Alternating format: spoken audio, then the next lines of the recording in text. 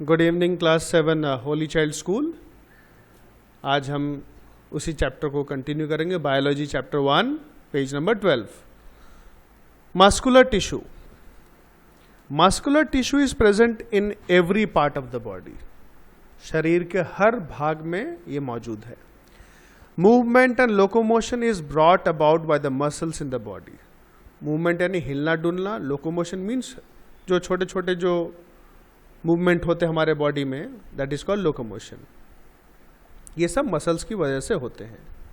The most important property of muscles is that they can contract. तो सबसे important property क्या है, विशेषता क्या है कि मसल्स कॉन्ट्रैक्ट यानी सिकुड़ सकते हैं। मसल्स सिकुड़ सकते हैं। जब हमने डोले दिखाते ना हाथ के मसल्स, तो क्या होता है, जो मसल्स हैं वो फूल क्यों जाता है, जो हमारे मसल्स हैं हाथ के डोले जो बोलते हैं वो फूल जाता है ना, क्योंकि जो मसल्स हैं सिकुड़ जाते हैं, एक साथ इकट्ठा हो जाते हैं। That is called contracting, right. The movement of intestine, stomach and heart is brought about by the contraction of muscles. तो जितने भी इंटेस्टाइन्स हमारे पेट में हैं, जो पेट है प्लस हार्ट के जो मसल्स हैं, ये सारा लेकिन कॉन्ट्रैक्ट करता है। जब हार्ट जब पंप करता है तो पहले सिकुड़ता है, ऐसे नीचे अंदर दब जाता है, फिर वो एक्सपैंड होता है, खुलता है, सिकुड़ता है, खुलता है, एक्सपैंड होता है, राइट। इस तरीके से हार्ट पंप करता है। Muscular tissue is formed by the aggregation of numerous muscle cells that are bound together by connective tissue. तो मस्कुलर टिश्यू कैसे बनता है, एग्रीगेशन यानी मिलकर, बहुत सारे, न्यूमरस यानी असंख्य, बहुत सारे मसल सेल्स बाउंड टुगेदर यानी एक साथ जुड़ के एक कनेक्टिव टिश्यू यानी एक साथ जुड़ के जो कनेक्ट हो गए, that is called connective tissue, मिलके बनते हैं।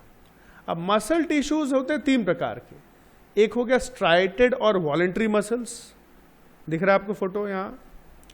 अनस्ट्राइटेड और इनवॉलेंट्री मसल्स, ये भी आपको दिया हुआ है कैसा शेप है।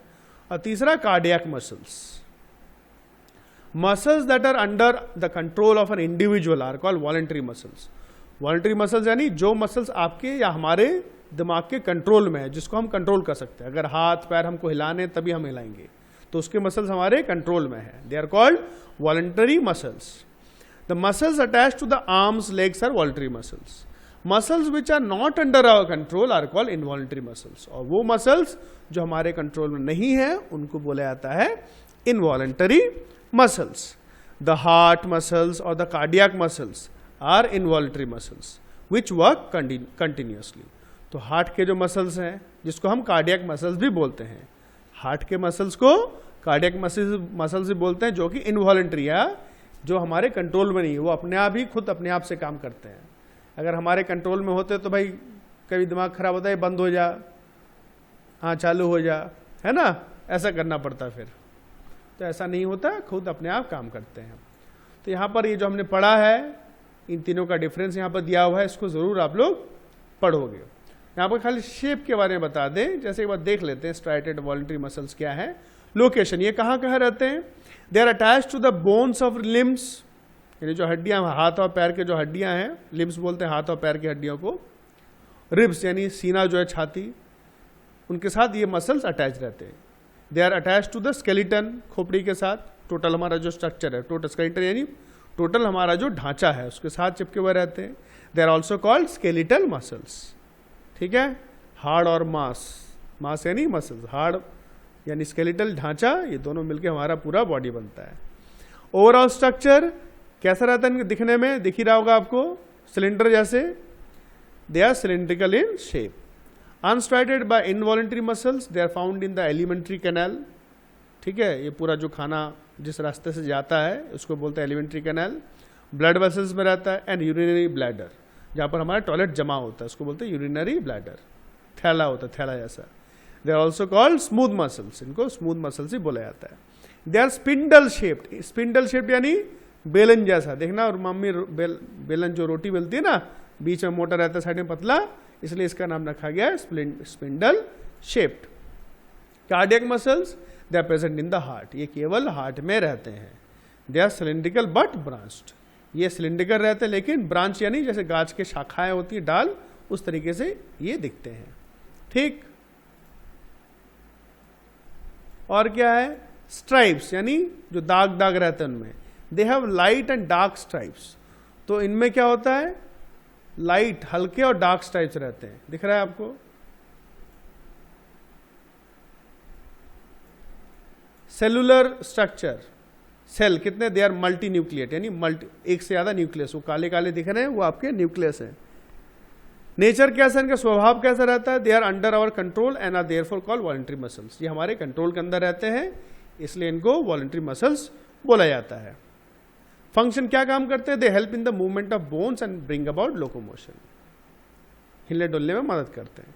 Unstriated, they have no stripes, कोई स्ट्राइप नहीं रहता है, दाग नहीं रहता है। दे आर यूनिन्यूक्लिएट, यानी एक सेल होता है, एक न्यूक्लियस होता है, यूनिन्यूक्लिएट मीन्स एक न्यूक्लियस होता है, सॉरी एक सेल नहीं। They are not under our control and therefore called involuntary muscles, they can cause the movement of internal organs, ये इंटरनल यानी शरीर के अंदर के जो ऑर्गन्स है उनका मूवमेंट हेल्प करते हैं। Cardiac muscles, they have light and dark stripes, बहुत हल्के और कुछ डार्क स्ट्राइप्स भी दाग दाग रहते हैं। दे आर मल्टी न्यूक्लिएट, यानी एक से ज्यादा न्यूक्लियस रहता है, काला काला दिख रहा होगा। They are not under our control hence they are called involuntary muscles, तो हार्ट के यानी कार्डियक मसल्स और ये दोनों ही इनवॉलंटरी हैं, लेकिन कार्डियक मसल्स सिर्फ हार्ट में रहते हैं। They help in pumping of blood from the heart, ठीक है। नर्वस टिश्यू, ठीक, the nervous tissue is made up of nerve cells, नसों का जो सेल होता है उनसे बना हुआ रहता है, इनको न्यूरॉन्स भी बोला जाता है, न्यूरॉन्स। अ न्यूरॉन और नर्व सेल, फिगर 1.18 दिया हुआ, ये डायग्राम आपको बना के प्रैक्टिस करना है और उसको आप हमको भेजोगे भी व्हाट्सएप में, right. Is the basic unit of the nervous system, ये क्या है, बेसिक यूनिट यानी इससे मिल के बनता है, पूरा जुड़ के आपका नर्वस सिस्टम बनता है।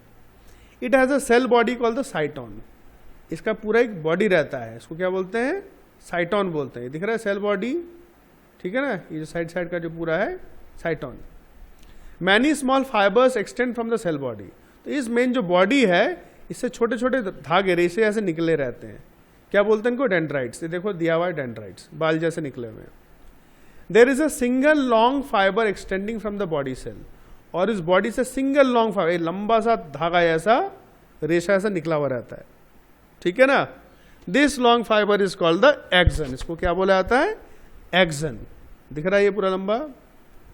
The fibres conduct messages from one part of the body to the other part, और इन्हीं से आपका शरीर के दूसरे अंगों से मैसेज जो है यहां से कंडक्ट यानी आता जाता है। The brain, the spinal cord and the entire network of nerves present throughout the body constitute the nervous system, तो नर्वस सिस्टम किससे किससे बना हुआ होता है, ब्रेन, स्पाइनल कॉर्ड यानी रीढ़ की हड्डी, और जो पूरा जो जाल है नर्व्स का यानी नसों का पूरे शरीर में, इससे हमारा नर्वस सिस्टम बनता है, ठीक।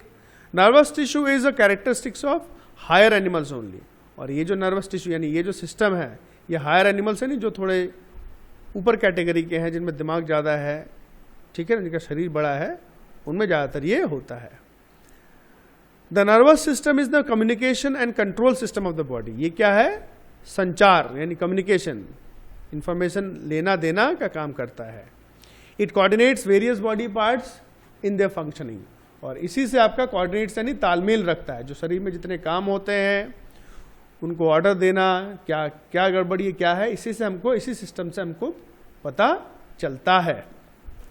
The major parts of the nervous system are the brain, spinal cord and a network of nerves, जो कि हम पहले ही पढ़ चुके हैं।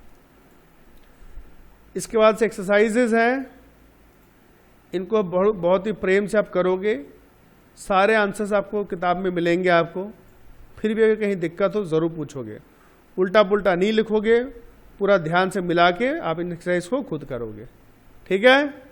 सारे क्वेश्चन आपको खुद करने पड़े, जहाँ अटकोगे आप मुझसे पूछोगे। Thank you very much.